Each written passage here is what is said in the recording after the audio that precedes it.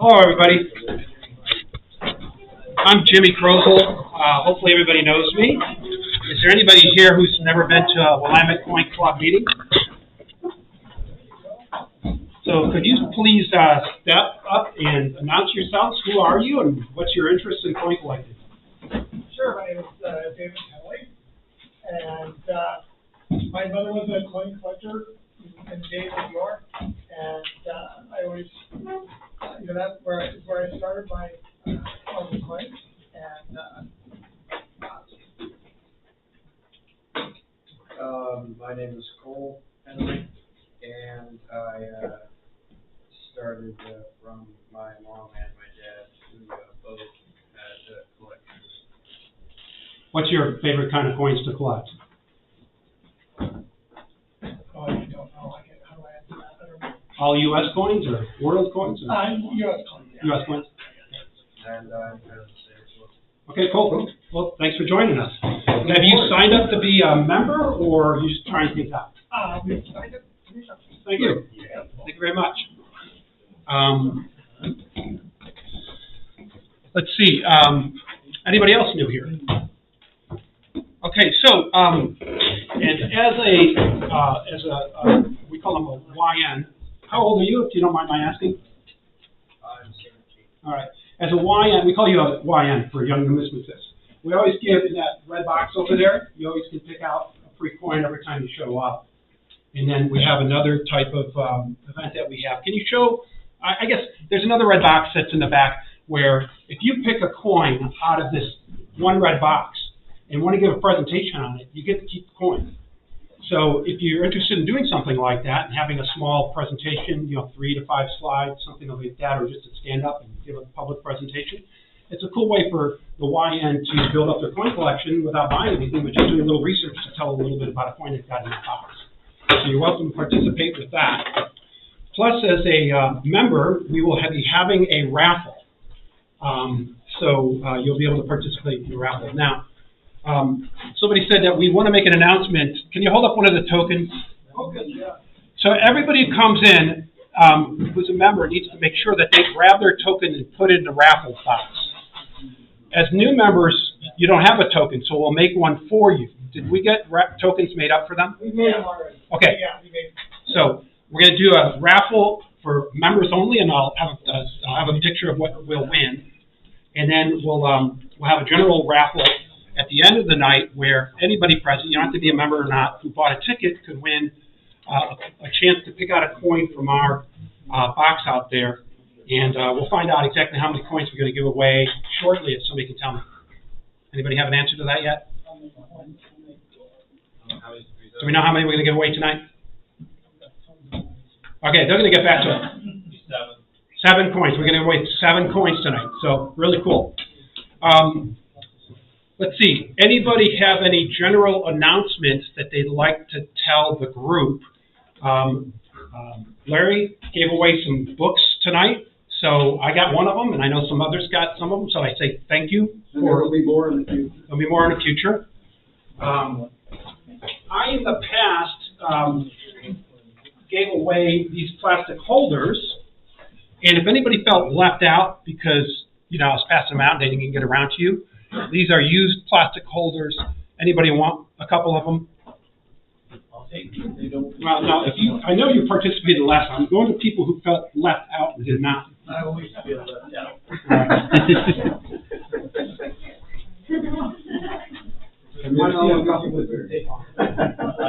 Oh, my wife passed away. Oh, I'm sorry. So I really feel that. Yeah.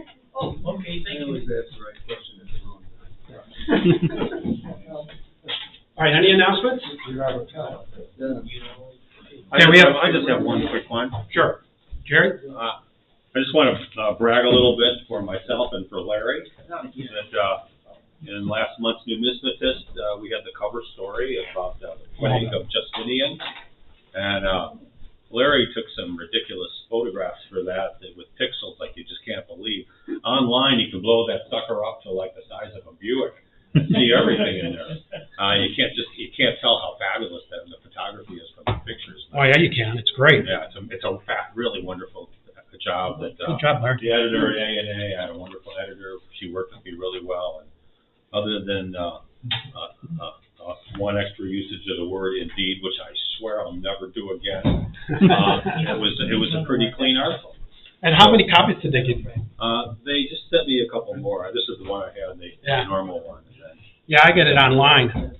and it was cool because it's in a really great issue where there's another story, Byzantine story, and there's a story by my friend Dave McCarthy exploring more information about the continental dollars, which have turned out to not be continental or dollars. They turn out to be basically British medallions. So he's been upsetting a lot of people with six-figure items with these articles, but he has pretty substantial proof and nice article in there. It sort of summarizes the whole thing. So the ANA is really worth joining. It doesn't take much, and if you're a YN, it's really cheap, but they'll probably do it just about free. And all you got to do is ask, and they have an online thing, and you can borrow all the books you'd ever want, free of charge, and summer seminars, great coin shows, neat people, wonderful everything. So I recommend it. They've got a special right now where you can get a free book by David Bowers also, if you join. You can collect David Bowers books. You have to buy a bigger house first. Yeah, how many people are members of the ANA? So, yep, and I'd say it's well worth it. So let's move on to my slides to kick off the meeting for tonight, because I think we have a lot of material to cover, and I don't want to get too far behind. Any other announcements anybody would like to make?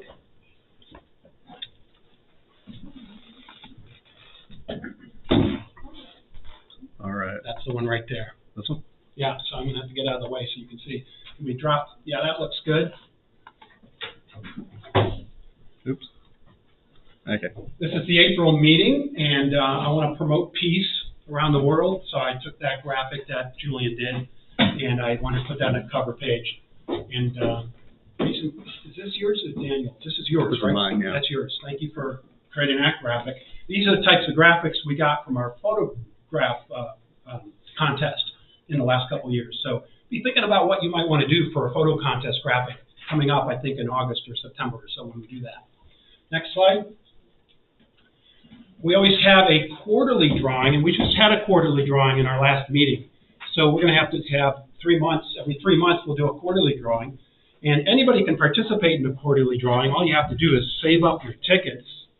And these tickets for the last 3 months will be used to pick one winner for the quarterly drawing. And then what we do is we give you a choice. You can either win this coin or this coin for the quarterly drawing, and you choose, okay? Whoever wins gets to choose what they'd like. We do that each quarter. You do not have to be present. Only your ticket has to be present. So if you're going to be traveling or can't make it, or you break down your car, just take a picture of your ticket and get it to somebody who is here, and they'll say, yeah, that ticket's claimed. Okay, you can still win. One of the times that I won, I was not there. I had to tell another board member that I couldn't make it, and I still won. So I was really happy for conveying that number over to people. Next slide. We are going to do a membership drawing tonight towards the end, and everybody who is a member has that little wooden token go into a bag. We'll have somebody pull it out, and you could win two. There's going to be 2 winners tonight, okay? One of them is going to be for this 1853 Liberty-seated diamond with arrows, and the next one is going to be for this 1936 Canadian dollar. So whoever wins the first gets to pick between the 2, and whoever wins the second gets whatever remains. Next up, we do have a program going on right now where the youth can create a full-length presentation on one of these coins. Ricky gave a presentation on the Cook Island dollars, the $5 here, and somebody is working on this particular coin, okay, the American Silver Eagle. There is a really cool Panama coin, Ike coin. Let's flip to the next one so you can see some of the coins. That one's been presented. Nice job, Ricky. This is being researched. This is available. This is available. This is available. And that's available. So if a youth would like to give a full-length presentation, that's not 3 to 5 slides, but something that's 20, 25 minutes long, it's going to take some research. You're going to have to crack open some books and look up some interesting history and stuff. You're welcome to have the coin for free if you give the presentation. So just speak to me afterwards if you'd like to participate in that. And you don't have to participate if you're nervous about public speaking, but it's available to you. That's all I had to kick things off. I wanted to get into today's topic, which is we're going to talk about how do you take photographs of your pieces. And I thought I'd start out with my presentation. Anybody who does not know, I'd be surprised that I'm an error coin collector. So I have a special problem because taking pictures of error coins is not always easy, okay? And I wanted to talk about that, what I've had to do. So these are examples of the kinds of pictures I've taken for error coins that are in my collection. And I've used these pictures for either publications, like the publication that Jerry showed. There's another one called Kaneka's Aeroscope magazine that I've published in. And then also when we make our exhibits for our coin shows, I like to get nice graphics, print them out for our exhibits. So that's why I like to have these really cool pictures. And I like to carve out the coin so it emphasizes the shape of the coin. So I want to talk a little bit about how I do this. Next. Sometimes the picture will be nicely captured by a professional coin grading service like PCGS. But most of the time with a lot of error coins, I find they don't take the picture. The photography of error coins becomes difficult because some odd shapes, curvatures, reflections into the camera. So I'm not an expert at this. I'm just going to show you what I do, and I'm sure it could be improved, but I'm doing my best, okay? Next. The difficult thing is sometimes the feature you're trying to capture, for instance, this coin was struck on its side, and you actually see the strike on the side, okay? That's what you want to capture. I don't want to capture a flat face with nothing on it. I want to capture this. And that's what I'm trying to take the picture of. Okay, so that takes a lot of positioning and camera angles to try to get that thing featured. So there are a lot of challenges in these types of coins. Next. Here's another example where I really wanted to get that fiber in there. I wanted to zoom in enough and try to get enough fidelity in the picture to get that string fiber that's struck onto the face of the coin. Next. And here's one from PCGS. They took the picture of this, and this is a strike double in here. And it's really cool to see that, both on the original coin and in the picture. So if you don't have a good camera, you don't see this, and you've lost the whole point of it. You've got to get that down in the picture. Next. And so this is what I'm after. I'm after trying to be able to capture in photography these kinds of coins. Next. And what do? The first thing I do is I try to document the coin that I've got. Okay, I'm going to do this for just, having a good documentation of the coin and log of it. When I take a picture at this level, all I'm really trying to do is this information here. So if I've lost, it's stolen, I'm trying to archive the coin. I've got all the critical information I want. At this point, I don't really care about this glare that's on the picture, because all I really want to do is read this. But this glare is going to ruin my picture if I want to get it to publication. So this is not good enough for what I'm after, but it's good enough for just archiving things. Next. So if I'm just going to keep an archive like I do of all my error coins, I'm usually sorting them off by nickels or dimes or quarters, then that's perfectly fine to know what I've got. Next. But I have to zoom in and try not to get that glare, although with all this curvature, I'm going to pick up some glare, and I can capture a different color to the coin. So I've got to play around with it until I'm happy with what I've got. Okay, so I have to do that with each of these. This is a particularly interesting coin, and I can't see it right now, but I'll show you why I had to work at getting a good picture of it. Next. Then I pop it into Photoshop. I wouldn't get anywhere without Photoshop with these coins. Okay, so I open up my copy of Photoshop Elements. Next. And I take that picture, and I crop it off and find the coin. Sometimes I'm trying to match the curvature of a coin and crop off as much as possible. I'll zoom in. And I can use the little magic wand button and say, give me everything of that color. Sometimes it goes in the coin, and I don't want to erase something in the coin. So I want to limit the search here, and I'm going to white out and work my way around the perimeter of the coin. This is just painstaking, okay? I've spent hours on some of these coins because I really wanted a cool picture. Next. And by working my way all the way around the coin, I capture that kind of really cool kind of shape of it. But in a coin like this, see this little O here? Does anybody know how that O got there? Anybody know their error coins? No, Jerry knows. What happens when the die clash happens? You pick up the image of the opposite die on the face So I'm picking up the back side of the Monticello onto the face of the coin. So this is the O in the word Monticello. Okay? And so not only is this an off-centered coin, but it also has the attribute that it's from a I just said it. Move on. So that was the reason why I needed that little O to show up, is because it's going to go in a magazine. Okay. So here's the clash dies here. You see an M, which looks like a W, and an O there, and here's the Monticello here. And then here's the coin, which I was trying to feature. And the thing is that when I bought that coin, it was never noted on the label. That's the fact that that was a clash die was never noted. And so it's really interesting that the story of this in the magazine was that my son had seen this coin on eBay, and he said, "Hey, Dad, look at the O. Isn't that from the die clash?" And I said, "Yeah, but it's not labeled." So I bought this coin because it's what I call double trouble. 2 errors occurred on this coin, and that's the kind of coin I like to have an exhibit of. I have an exhibit that's called double trouble. It's when 2 errors occur on a coin, and an error coin. So my thrust is I'd like to have some good graphics. I don't always have Larry at the disposal here, so I have to do this process. So that's my process for trying to document my error coins. Any questions? We'll take one question. All right, thank you. Who's up next? You should mention that one is called a mushroom strike. Oh, yeah. For obvious reasons. For obvious reasons. I know they're really cool because they are never labeled mushroom strikes, but they're always labeled that on eBay. But that was a really good one. That was a good look at that. Yeah. Fred Weinberg likes the way I cut that one out. Yeah, nice job. You ready? Yeah. Right. Stage is yours. Yeah, my presentation is a shorter one. I'm not a professional photographer. I do this for just keeping records of what I have. I like to have it just in case I either lose something or something gets stolen or whatever. This is my introduction page. Show you, I have the upper left, I collect some fractional currency. And I think that comes out pretty well. I'll get into my equipment, and I'll share that. This is just the introduction. Then there's to the upper right, I have a couple of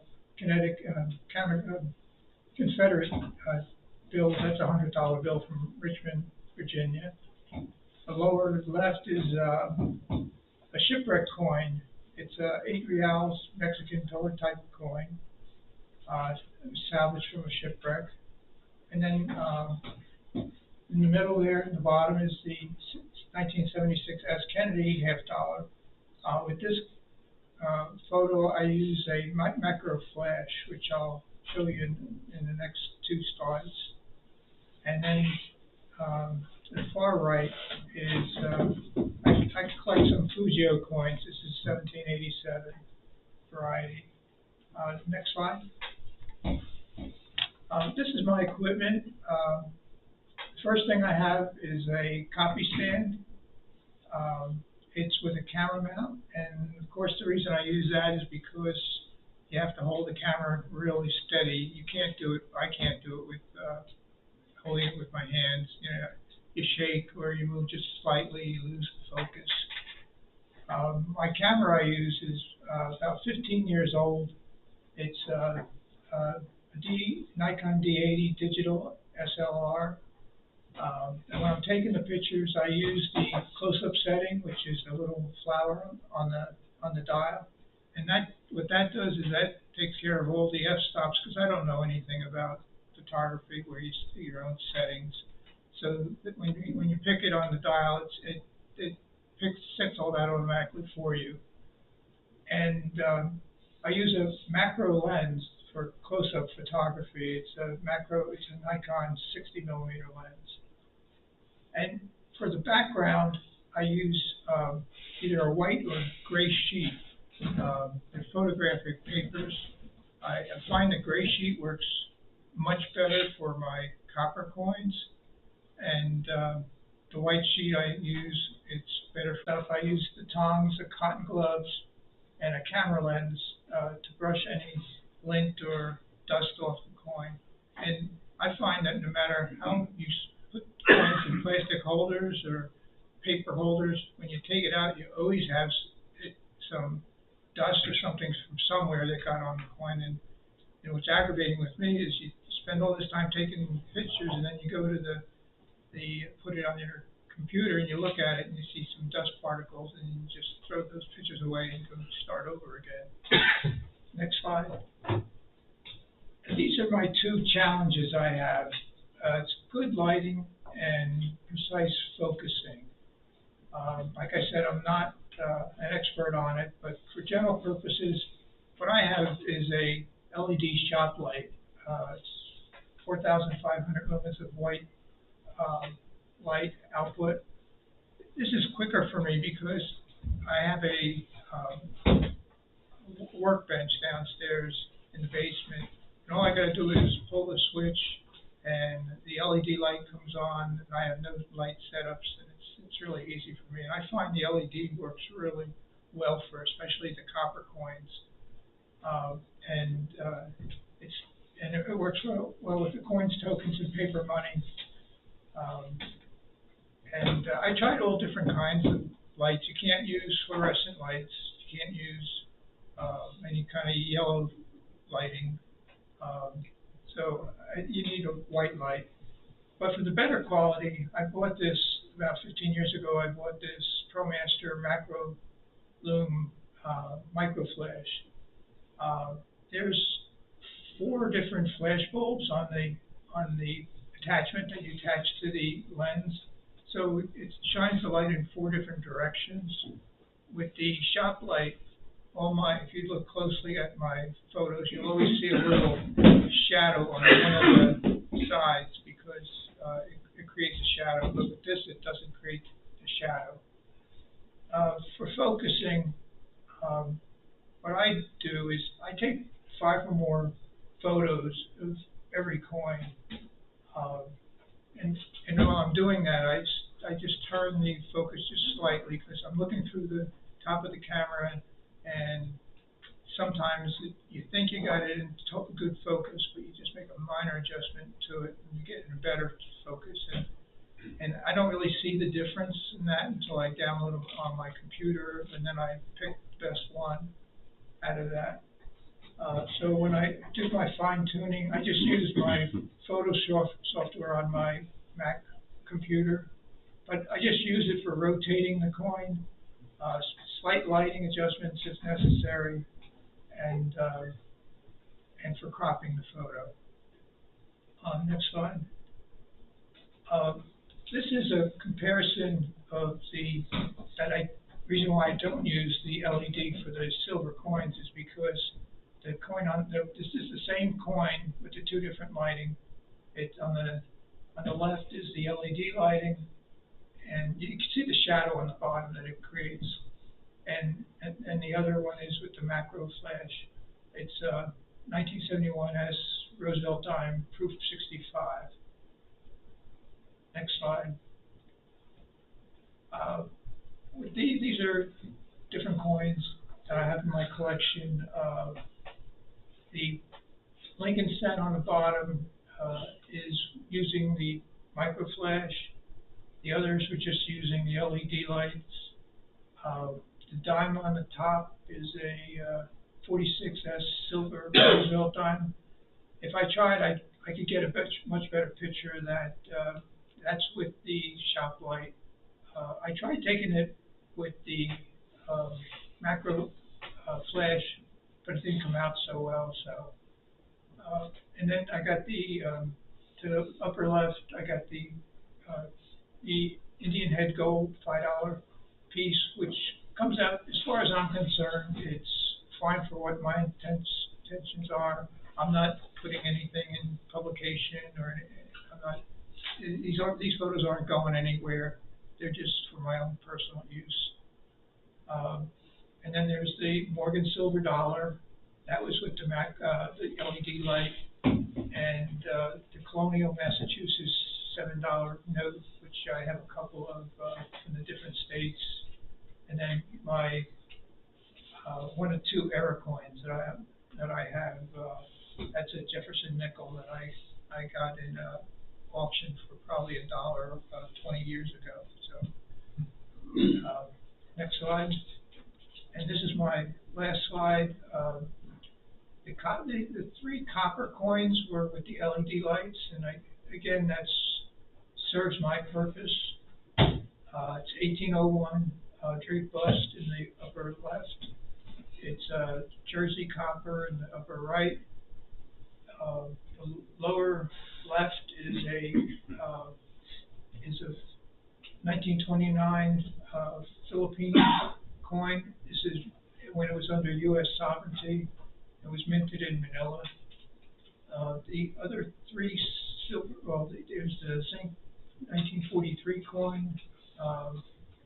That's an MS-63. That was used with the macro flash. The quarters is 1973 S. Washington proof 63, and the $half is a clad proof 65. It says 1976 S $half, Kennedy $half. That's mine. Yeah. Do you know why the Maris 19M is called the drunken die cutter variety? Yeah, because the horse head is tilted back. Okay. All the others are, the horse's head is straight. Thank you. All right, any questions? Yeah. How do you take pictures of currency? You know, it's often wrinkled. Do you have a piece of plastic that you put over it to flatten it, or? Mine aren't wrinkled because they're in plastic holders for a long time, and when I take them, by the time I take them out, I mean, they may be in there for 10, 15 years, and I take them out to take the photo, and they're not wrinkled. I do have some wrinkly bills, but the ones I have aren't worth taking pictures of.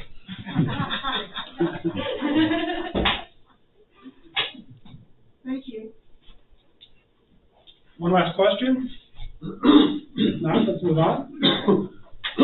All right, next is Nicole. Thanks for joining the club. There's a book on the Denver Mint for either one of you who showed an interest. Been there a couple of times. Pretty cool book. All right, go ahead. Ready? Yes. My setup. A little bit more makeshift. Yeah, go ahead. Next slide. Got it. All right. So I have a camera. It's a digital camera. I have a macro lens set up for it. Really, the type of camera doesn't matter in this one. You can make just about anything work. Tripod, nicely leveled out, so it's all that way. I actually use a piece of glass with the mat board below it, so it makes a softer shadow. And then I hilariously use children's toys to raise and lower according to how I need to raise and lower it. And then my wonderful lighting is my window, or a desk lamp with a sheet of paper taped to it to diffuse it. That's kind of the easy setup. Most everything everybody's got at home. I think that's about it for kind of some examples. I feel like they do a pretty good job on most everything right there. So they look like they're floating. Are they Yes, levitated up? Yeah, so you have the coin, the glass, and then the paper. So, and if So you the glass provides that levitation it does, effect? and so like I actually kind of like a shadow on mine. It gives it a little more depth. That way you know it's not completely flat. Yeah.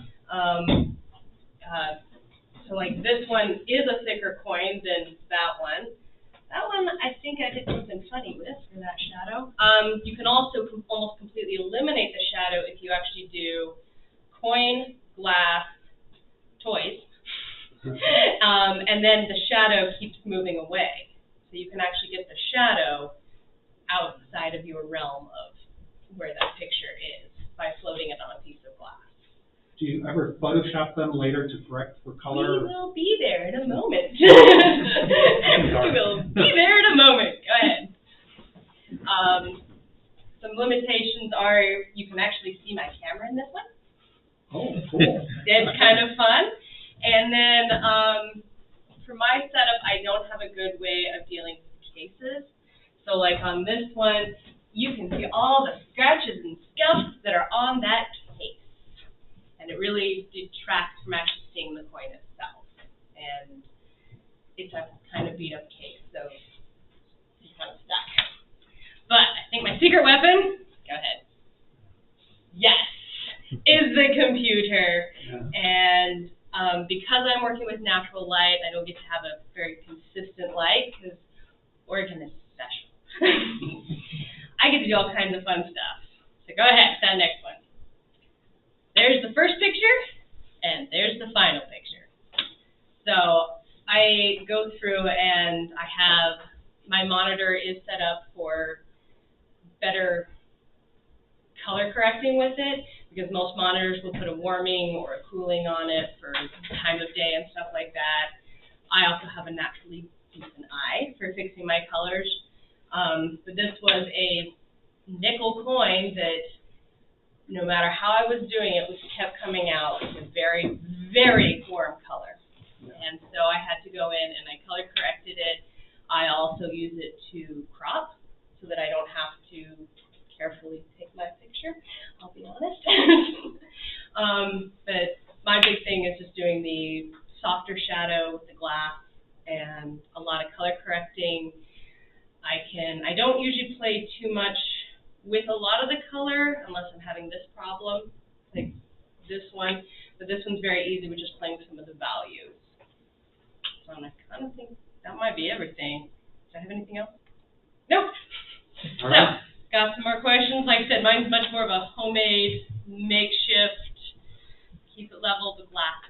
So here's the question. If there's any other questions first? Go ahead. How do you color correct? I've always had problems With that, so if you're in Photoshop, you can adjust the levels, which roughly, hilariously, the autocorrect in Photoshop is actually pretty good. And I would almost recommend that to anybody, whether you think it's a good photo or not. You'd be surprised at how much the auto will sometimes just automatically fix it. For like this particular one, I'm pretty sure I had to go and play with the cyan, the magenta, and some of the yellow balances and adjust it that way. Isn't there a color variations where they give you choices of a little more yellow, a little less? Yes, a little more and blue? it's, I'm trying to remember Sometimes the that just- exact setting, which one it is, I know. I think Sometimes it's a that'll level. hit it close enough, you're like, hey, I like that. Yeah, and then if it's a really, if I had really bad, I will sometimes punch the shadows a little bit. Also depends on like how much relief that coin actually has. So. Another thing that you can do is if you get a neutral gray card, so you go to a paint store and find a gray paint sample, and you put it in the near your coin outside of where you're going to be cropping, and then you can use the little color selector and say this is gray, and it'll. Okay, yeah, you're right. There, I forgot about that. I haven't done that one in forever. So. The other thing with doing your glass and paper technique is the other thing you can make is do like for foreign coins is you can put a printout of a map of the country that it was from instead of using the white background. You can get more depth and put the map of the country that was from. It's kind of a neat background. And actually going to the question about the wrinkly dollars, kind of a thing, again, actually putting it between those sheets of glass would work really well for that, or plexi, kind of the same thing. My piece of glass was a broken picture frame. So, did you have another question? I'll use some other time so that we don't use up too much time. Okay. Sort of a Photoshop question. So. Okay, yeah. So yeah, mine, I do a lot of minor correction in here with the color because I'm working with the natural light. I don't have the fun lighting, but yeah, get a stand, level it, and make sure it's Thank you. There you go. All right. Larry? I've got a book on Roman imperial coins. Does anybody study that? Roman imperial coins. No interest? It's not property. You don't want it to matter. I'm gonna get my yeah butts out of this right away. I forgot my script. But, I hope it'll still work anyhow. This is the process that I use. I use a Minolta 70D camera. What I love about the camera is I can work with it. And secondly, Minolta puts in their own software so that you're getting what the camera's seeing is what you're seeing. Then you can do change your settings right off the bat. Secondly, if you'll notice, I use a stand as well, and I picked that one up very inexpensively because they can be rather expensive. I like to cut corners wherever I can, so it was a good buy. Now, this is obviously a Flying Eagle set. I put, I don't know if it's going to show up in another slide, but I use usually at least two lights and shooting them from two different angles. One thing you always want to do, and I shoot everything manually. I don't use any automatic setting on it because it lets me control what the coin actually looks like. That is my goal when I try to shoot pictures, is what you see, what I see behind the camera is what you're going to see. So I do every trick in the book sometime. In this case, there's, if you notice down here, is a slab and there's a glass coming up. It's kind of a color diffuser, so you get good light, good white light. And it's a good filter, especially when you're working with slabs. The lights I use is a 5000K. It's just plain white light, and it does a great job.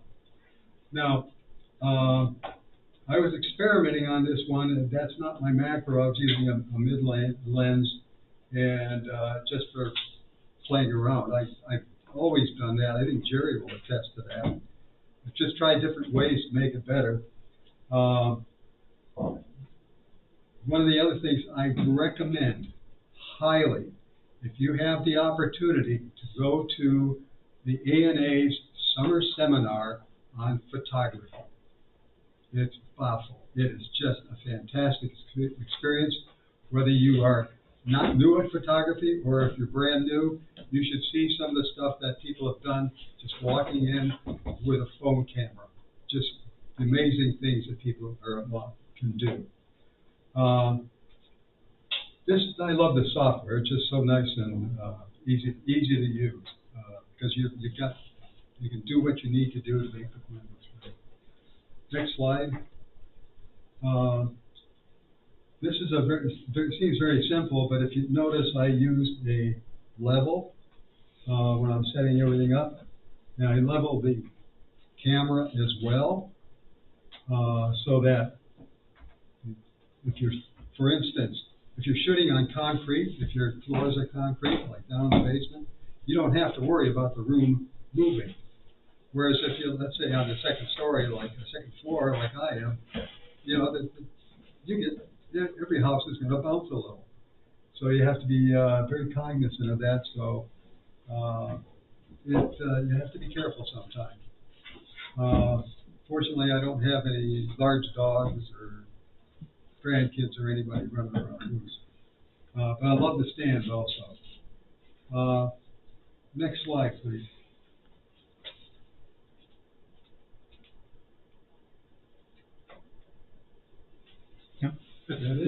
Diffuse lighting? That's diffuse lighting? Or? Yeah, diffuse, sorry. Also, I use diffuse lighting to cut the raw light. It just gives you a softer light. The lamp on the other side has the same thing. And one thing, the goal you want to do when you're going to put that coin up, you want to get the as much of the coin into that lens as possible. You don't need to get a lot of extraneous stuff. If that's not possible, then we'll have to go into some software to help you separate that. But get as much, you want to see the full coin, and as much as possible. I've been experimenting with this stuff for a long time. If we've got time at the next meeting or something, I want to show you that I do with using your phone or your pad, your iPad, whatever it is. You can do some beautiful shots with that stuff. I call it my down and dirty, when I need to take a quick picture for somebody or send something in. I love the stand because you can use, you can actually center it. That's a different story. I won't go there. But I like the macro lens I use is a Canon 60 millimeter. It's dedicated macro. I have used larger lenses, but you have to sometimes play with it a little bit. One thing I've got here, what's our next slide? I think that might be it. Is that it? Okay. One thing I've brought in that I've had to use with some coins are these diffusers,